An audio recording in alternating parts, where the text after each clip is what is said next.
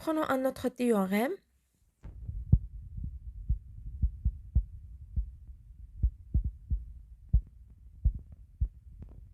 On a toujours E' de K espace vectoriel. F est une application linéaire de E sur E'. Alors, l'image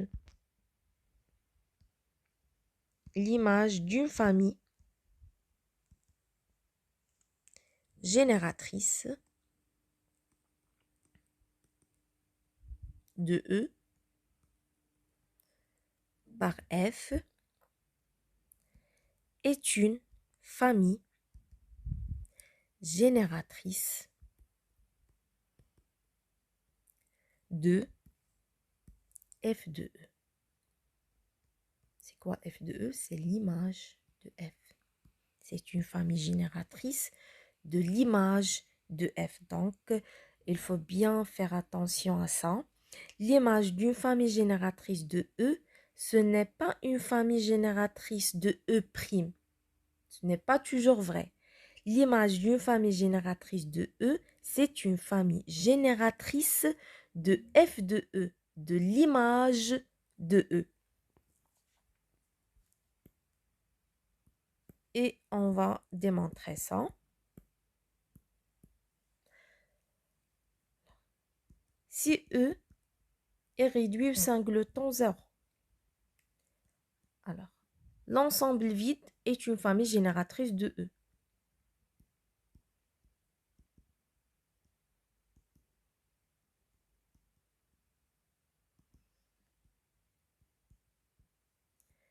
F de l'ensemble vide, c'est l'ensemble vide.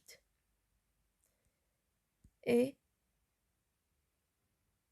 effectivement, une famille génératrice de F de E. Ici, F de E, c'est quoi? C'est le singleton 0.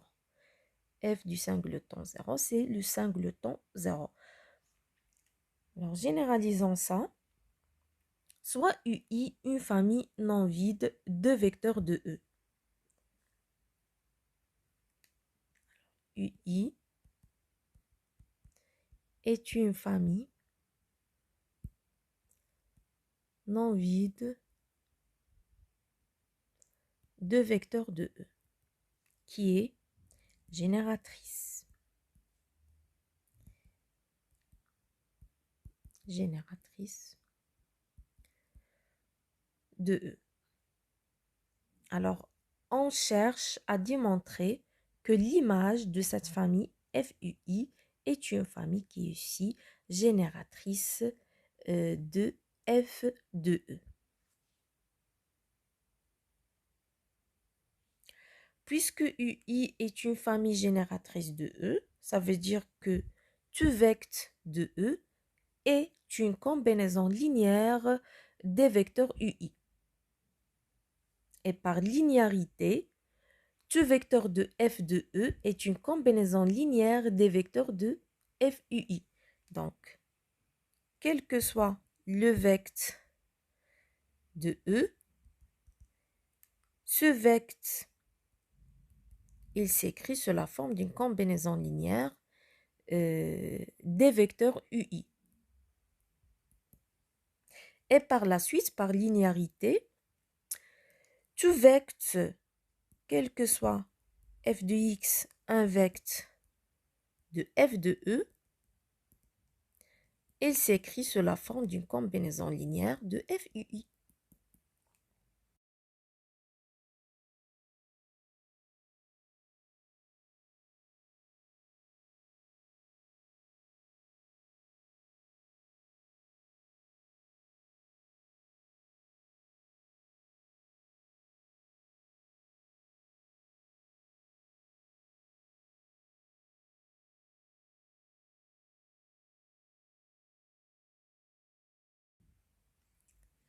Prenons un exercice. Alors, considérons la même application linéaire de R2 dans R3, telle que f de x, y égale x au moins y, x plus 2y moins y. Alors, déterminons une base de l'image de F. Alors, on sait que E1, E2, la base canonique de R3, de R2. Donc, soit E1, E2, la base canonique de R2. Puisque c'est une base, alors E1, E2 est une famille génératrice de R2.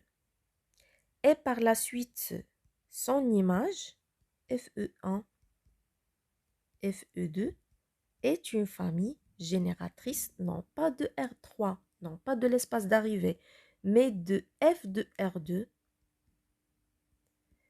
égale l'image de F. Donc, c'est une famille génératrice de l'image de F. Calculons cette famille. C'est F de 1, 0, F de 0, 1.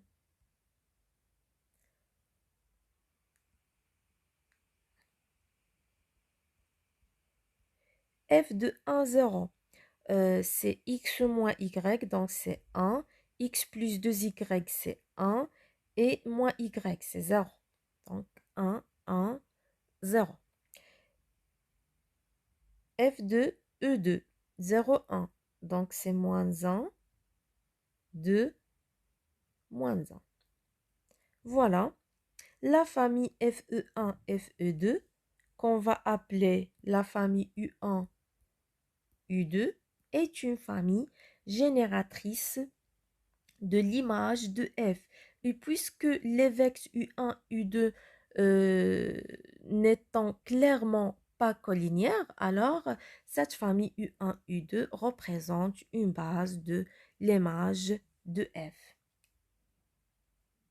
Donc la famille FE1, FE2 égale U1, U2 est une base de l'image de F. Prenons maintenant le théorème qui dit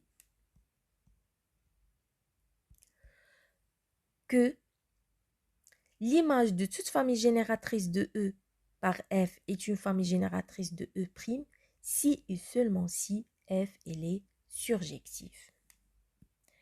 Donc voilà, E et E' sont des cas espaces vectoriels. F est une application linéaire de E dans E'. F est surjective si et seulement si l'image de toute famille génératrice de E par F est une famille génératrice de E'.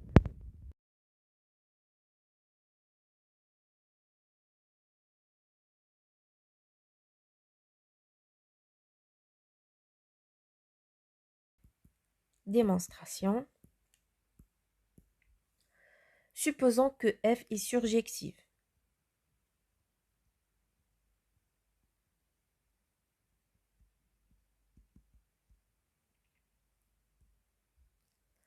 Et soit F une famille génératrice de E. D'après le théorème précédent, F de F est une famille génératrice de l'image de F. Donc, F de F est une famille génératrice de F de E égale l'image de F. Mais puisqu'on a supposé que F est surjective, F est surjective si et seulement si l'image de F égale E'. F il est surjectif si seulement si l'image de F égale E'. Et par la suite, F est surjectif implique que F de E est une famille génératrice de E'. Réciproquement, supposons que l'image de toute famille génératrice de E par F est une famille génératrice de E'. Alors, soit F, une famille génératrice de E. F de F est une famille génératrice de E', et montrant que F elle est surjective. D'après le théorème précédent, F de F est aussi une famille génératrice de l'image de F. Est une famille génératrice de l'image de F. Ça veut dire quoi? Ça veut dire que l'image de F, elle est engendrée, c'est le sous-espace vectoriel engendré par F de F. Et puisque F de F elle est génératrice de E', donc le sous-espace vectoriel engendré par F de F, c'est E'. De l'image de F égale E', et par la suite, F elle est surjective. Donc, on en déduit que F est surjective.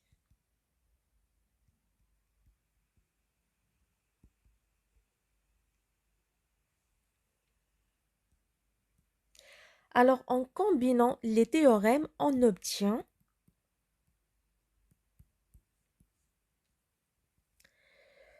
F et isomorphisme, F et isomorphisme de E sur E', E et E' des cas espace vectoriel, et F est une application linéaire de E sur E'. E et E', elles admettent E- une base, bien sûr. Alors, F, c'est un isomorphisme. C'est un isomorphisme de E sur E', si et seulement si l'image de toute base de E par F est une base de E'.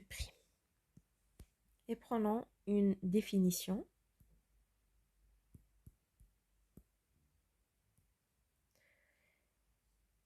Alors, on dit que deux cas espaces vectoriels E et E' sont isomorphes. Deux cas espaces vectoriels E et E' et sont isomorphes s'il existe un isomorphisme F entre E et E'. Et on note que E est isomorphe à E'. Alors, E et E' ils sont isomorphes s'il existe un isomorphisme F entre E et E'. Ça veut dire s'il existe une application linéaire bijective entre E et E'.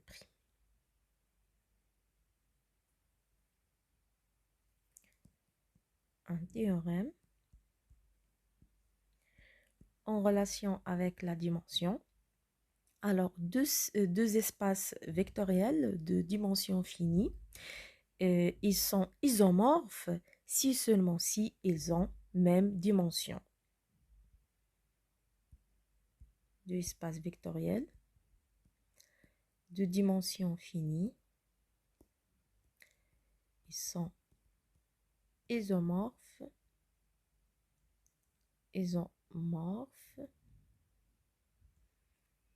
si seulement si ils ont même dimension.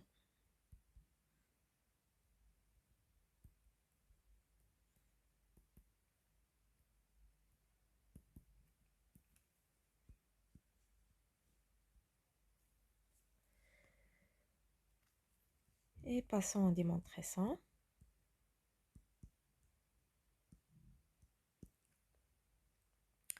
Alors, s'il existe un isomorphisme F entre E et E', ça veut dire si on suppose que E et E', deux cas espaces vectoriels qui sont isomorphes, ça veut dire que F, l'application linéaire de E dans E', est un isomorphisme. Donc, F, isomorphisme. Isomorphisme.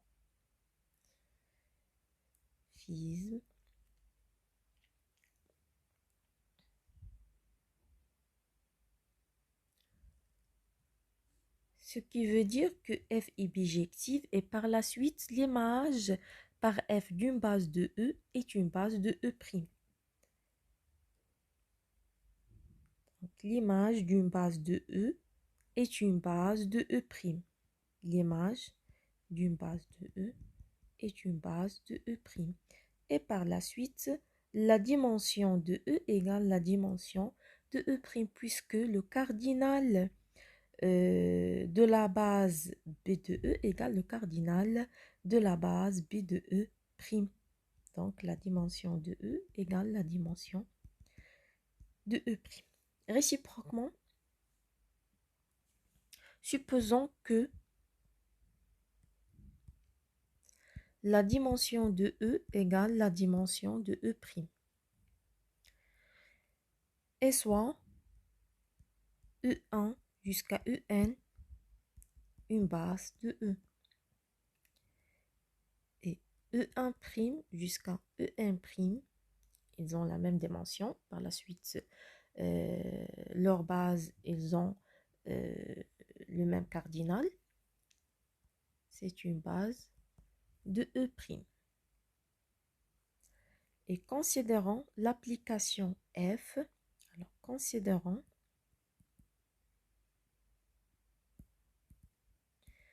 de E dans E', qui est construite de la manière suivante.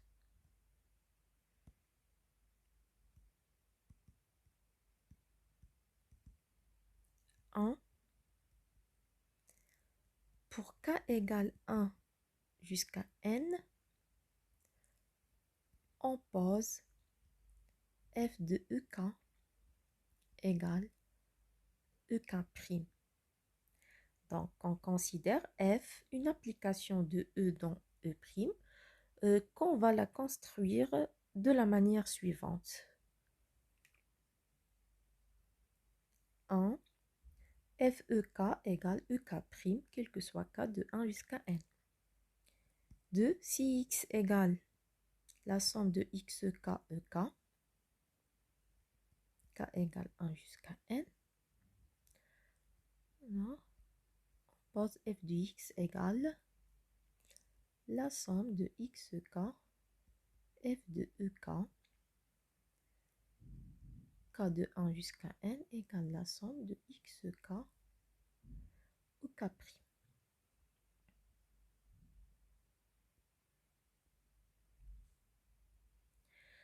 Alors, pour cette application linéaire F, on peut facilement vérifier que F est linéaire et bijectif, d'où il existe un isomorphisme entre E et E', et par la suite, E et E', ils sont isomorphes. Donc, pour cette application linéaire F, on peut facilement, on vérifie facilement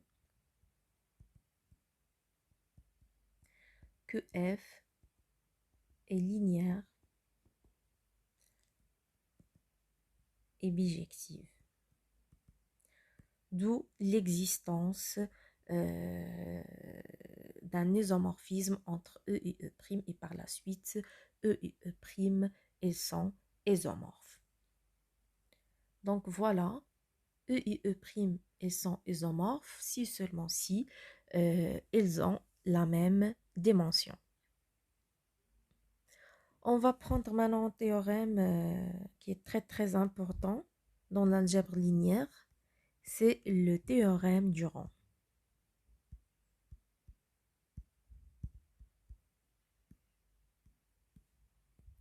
Soit E et E', deux espaces vectoriels de dimension finie. Donc E et E', deux espaces vectoriels de dimension finie. Et F, une application linéaire de E dans E'.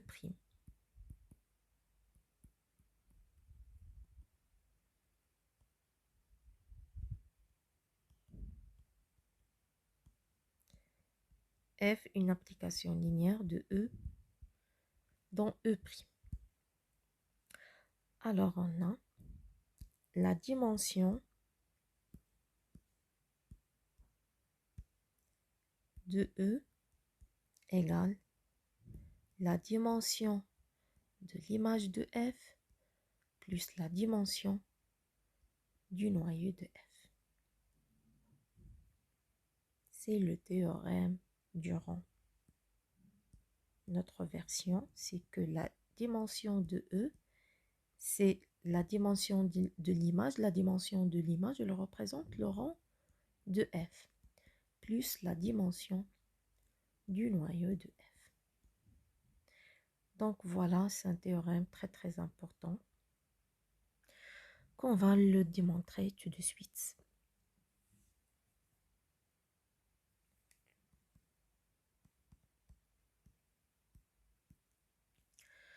Alors, supposons que la dimension de E égale n.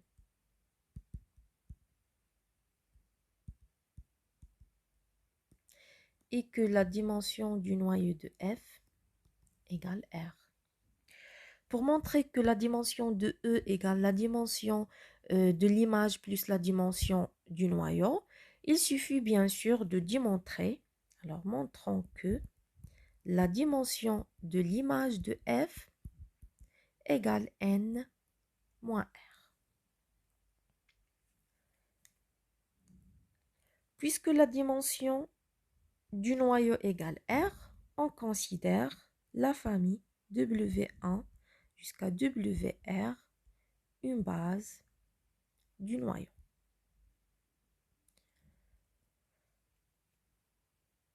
Et on va la compléter par la famille V1, V2 jusqu'à Vn moins R d'une manière à former une base de l'espace E.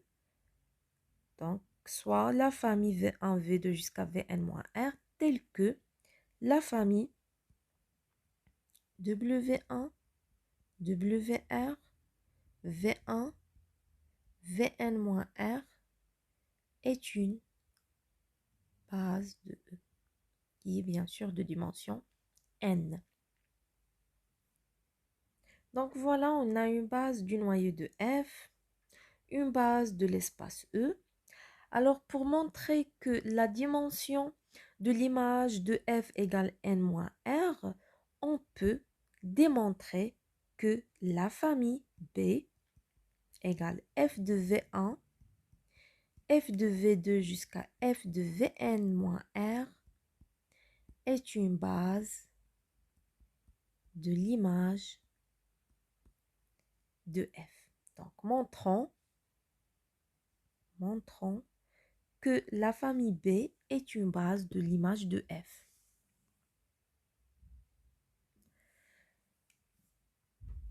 On démontre qu'elle est génératrice et libre. 1. B engendre l'image de F.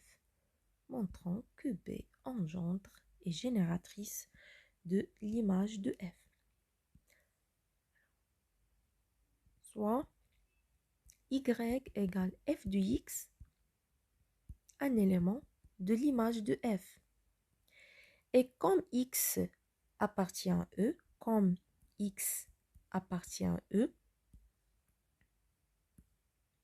alors x, il s'écrit sous la forme d'une combinaison linéaire de la base de E. Donc x égale A1W1 plus A2W2 jusqu'à AR WR, plus B1 V1, plus jusqu'à Bn moins R, Vn moins R, tels que les AI et les BI sont des scalaires. On a donc Y, c'est f de x. Et par la suite, Y, il s'écrit sous la forme de f de cette combinaison linéaire. Et puisque f est une application linéaire, alors ça serait A1 FW1 plus AR FWR plus B1 FV1 plus jusqu'à Bn moins R FVN moins R. B1 FV1 jusqu'à Bn moins R FVN moins R. Ce qui montre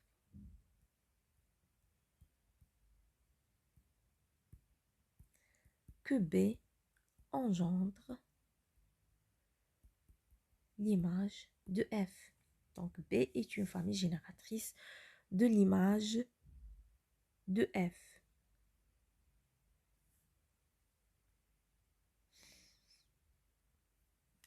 Deux, montrant que B est libre.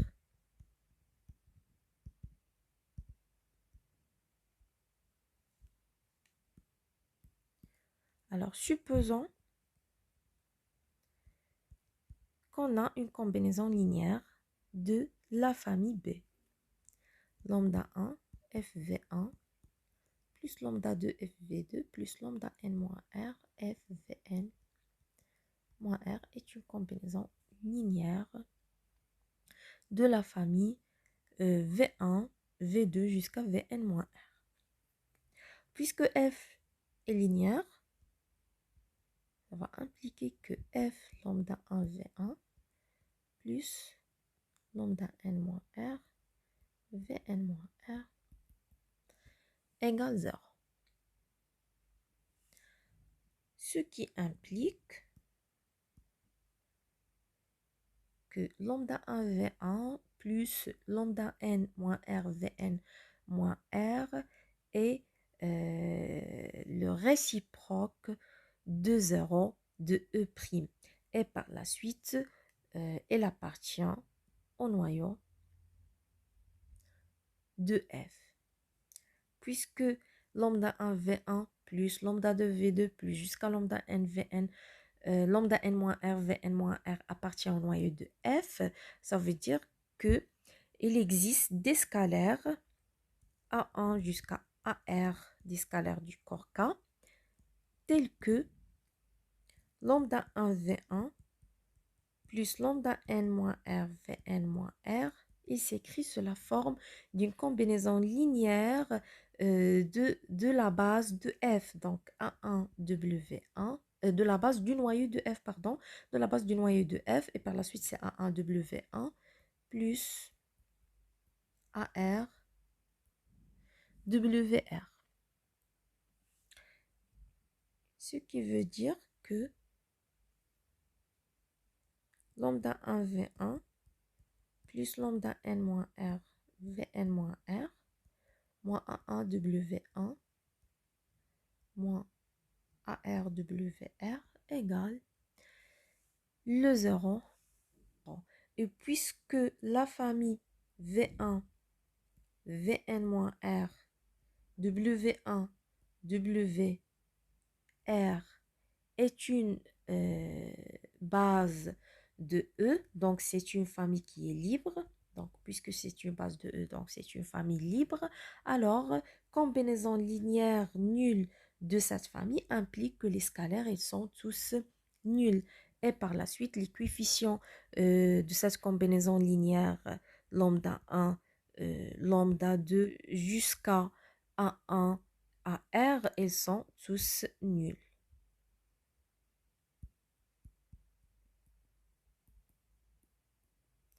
D'où les scalaires de notre combinaison linéaire de la famille V1 jusqu'à Vn-R. Ils sont tous nuls. De notre famille B, FV1 fv2 jusqu'à fvn-r est une base de l'image de f, d'où la dimension de l'image de f égale n moins r. Alors, la dimension de E égale la dimension de l'image de f plus la dimension du noyau de f.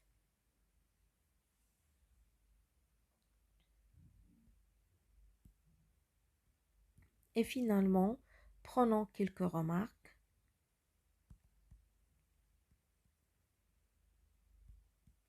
Alors, si f est injective, ça veut dire que le noyau de f est réduit au singleton 0. Ce qui veut dire que la dimension du noyau de f égale 0. Et par la suite, la dimension de E égale le rang de f égale la dimension de l'image de f égale la dimension de f de E. Et par la suite, la dimension de E, elle est inférieure ou égale à la dimension de E', puisqu'en général, la dimension de f de E, elle est inférieure ou égale à la dimension de E'.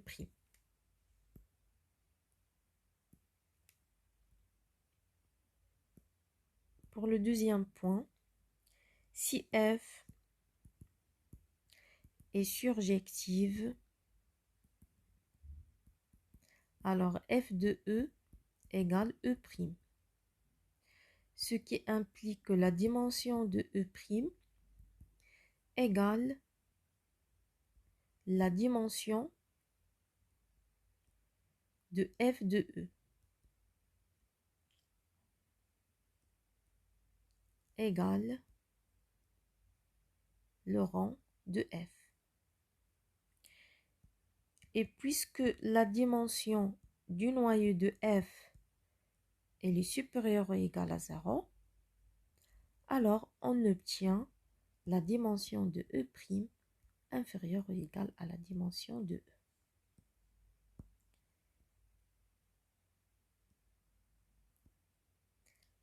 Si f est injective, donc dimension de E inférieure ou égale dimension de E'. Si f est surjective, alors dimension de E' inférieure ou égale à la dimension de E. Et finalement, si f est bijective,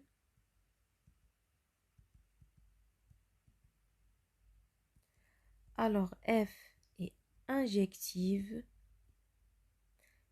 et surjective. Ce qui implique que la dimension de E est inférieure ou égale à la dimension de E'. Et la dimension de E' est inférieure ou égale à la dimension de E. Donc, la dimension de E égale la dimension de E'.